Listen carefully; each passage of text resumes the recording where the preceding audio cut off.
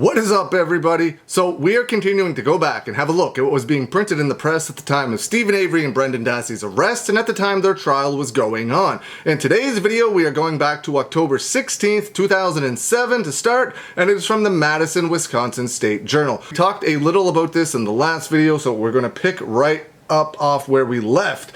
Avery's lawyers fight testimony. One day after jurors heard that Stephen Avery asked a nephew and his friend to help him get rid of a body, his attorneys worked to blunt the testimony Thursday by framing it as a joke.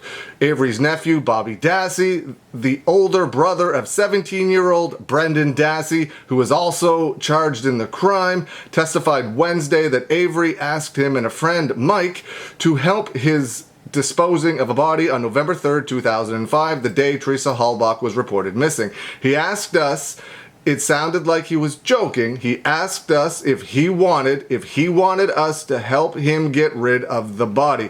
Dassey testified Wednesday, adding that he declined. The comments caused his defense attorney, Stephen Avery's defense attorney, Dean Strang, to ask for a mistrial, saying he hadn't heard Dassey talk about disposing of a body, and his testimony contradicted what Mike's statements were to police that the conversation occurred a week later. The judge denied the motion but ended court early so they could interview Dassey. Under cross-examination Thursday, Dassey said the exchange happened after news organizations reported that Teresa Halbach was missing. He only caught the last part of the conversation between Stephen Avery and Mike, and it was clear to him that it was a joke.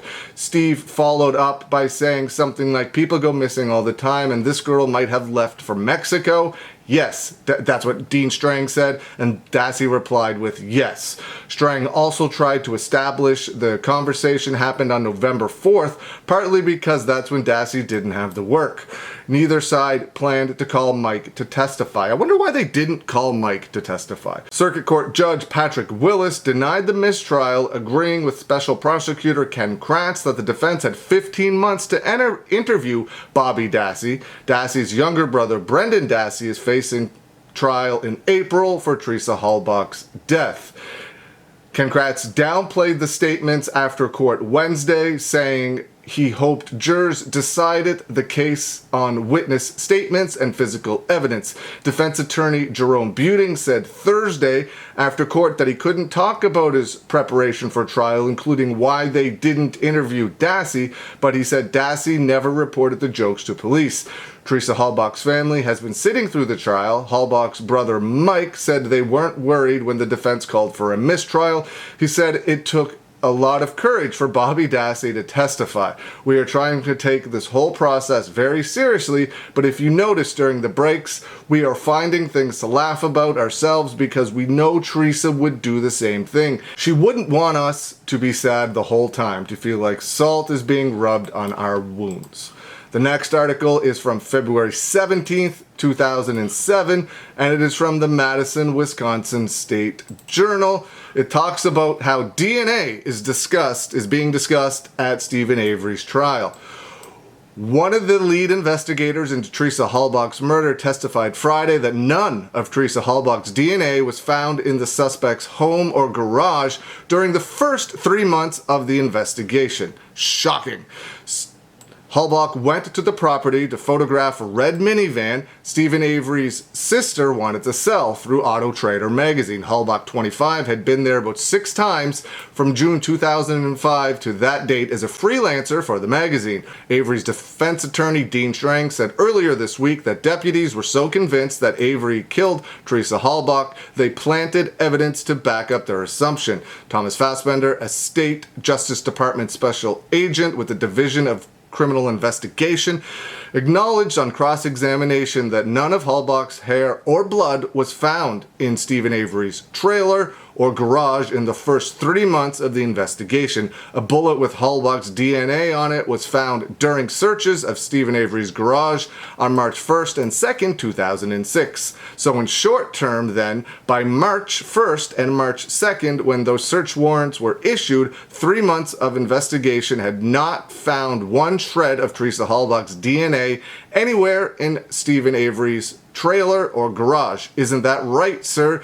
Defense attorney Jerome Buting asked him. Yes, Thomas Fassbender replied.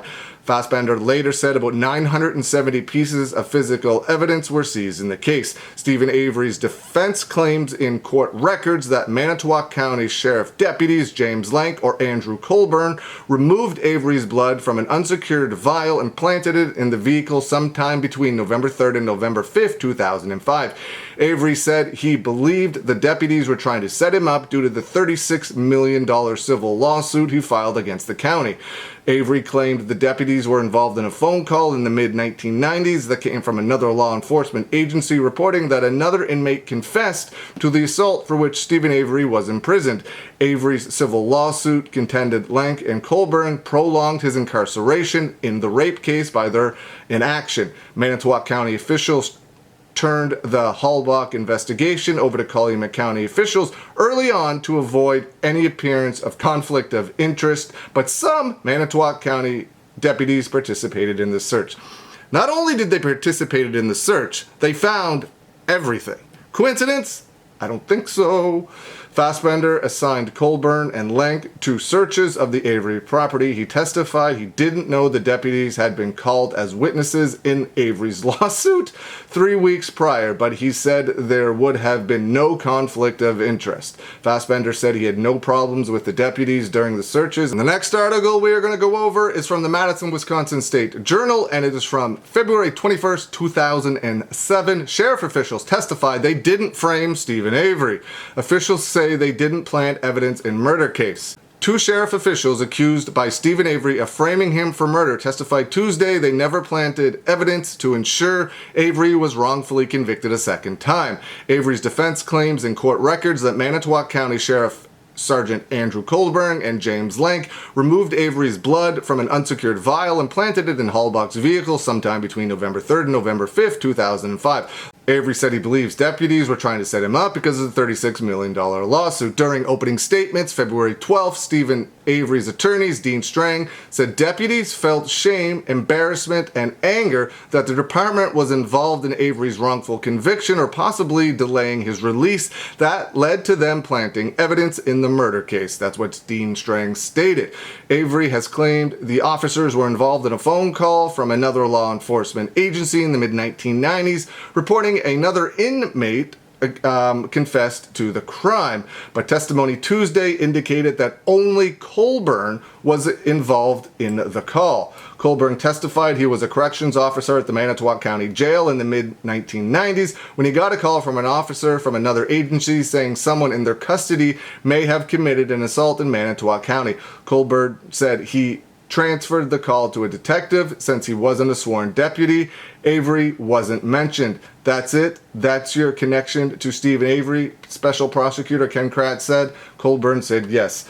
Did that cause you enough embarrassment and enough angst in which to set up Mr. Avery for the charge of murder? Colburn said no. Did that deposition cause you such problems from within your department that you obtained and planted blood so that it would be found and Mr. Avery would be wrongfully accused of a homicide case?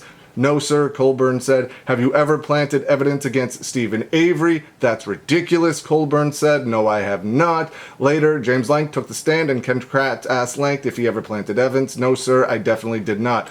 Lank's link to the lawsuit is that he received Colburn's statement on the call, which Colburn prepared in 2003. He testified, he said it caused him no embarrassment or angst. I pretty much didn't care one way or the other. He didn't care one way or the other that an innocent man was sitting in prison. He didn't care one way or another that they got a call in like 1995 or 1996 and a person could have been released 8 years earlier from a crime he didn't commit. He was already in jail for like 10, 11 years at that point in time. But no embarrassment, no hard feelings, no angst, no nothing. We got it wrong. Absolutely pure insanity. I pretty much didn't care one way or the other. Insane. In cross-examination, Strang never asked Colburn about the vial or the planting of evidence, causing Kratz to criticize Strang outside of the presence of the jury. Kratz said the crane-up defense was the subject of a lot of pretrial litigation, and he wasn't surprised that Dean Strang didn't question the person he accused when he had the chance. Strang said the defense hadn't yet presented its case and did not expect Colburn to admit to planting evidence. I pretty much did not care one way or the other. It did not cause any embarrassment or angst. An innocent man was in prison at this point for 10, 11 years. They could have released him 8 years earlier, but they sat on it because they didn't do anything, and that doesn't cause a law enforcement officer embarrassment, angst, didn't cause him any hard feelings, didn't upset him at all that they got it wrong and an innocent man was in prison. Absolute, pure insanity. Let me know what you think. Leave some comments below. I hope you're having a good day, and I will see you again soon.